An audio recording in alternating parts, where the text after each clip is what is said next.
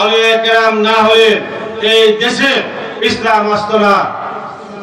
আপনারা জানেন আমাদের পশ্চিমে পশ্চিমবঙ্গ, ক্যালকাটা, উত্তরে ভারত মহাসাগর আছে, আরো কিছু আছে, ভারত প্রদেশ, ভারত দেশ, ভারতীয় সাবকন্টিনেন্ট, পূর্ব হলো ত্রিপুরা, মিজোরাম, তারপরে আপনার মায়ানমার সহ দক্ষিণ হলো বঙ্গোপসাগর।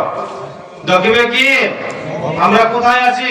ছোট্ট একটা দেশ, 56,000 বর্গ মাইল, এখন 1,26,000 কিলোমিটার হয়েছে বেশি।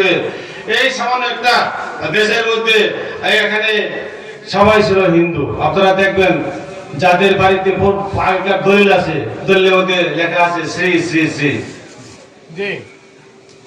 কথা বুঝতেছেন? দলিল বের করে মোহাম্মদ ছিল না, মুসাম্মদ না, শ্রী ছিল, শ্রীমতী ছিল, এগুলো হিন্দু আলী পরিবার ছিল। বাবা শাহজালাল আমিন রহমতুল্লাহ সেই সিলেটে এসে 360 জন আল্লাহ ওলিকে সাথে নিয়েছে। সেই সিলেটের শাহজালাল আমিন সেখানে ওই রাজা গৌরগোবিন্দকে আজান দিয়ে, একমাত্র আজান দিয়ে গৌরগোবিন্দের কি বলে আস্তানা ভেঙে চুরমার করে দিয়েছিল। জয় বলেন সুবহানাল্লাহ। শাহজালালের দেশ, শাহপরানের দেশ, শাহ মাকদুমের দেশ, শাহ ইউনূসের দেশ, ইত্যাদি বলেন সুবহানাল্লাহ।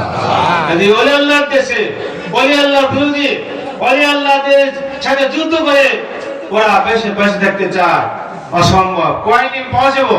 কারণ এখানে আল্লাহর ওলিদের না এই দেশ ইসলাম প্রচার হয়েছে এবং আল্লাহ এই দেশ ইসলাম প্রচার করবে। ঠিক না বেটি?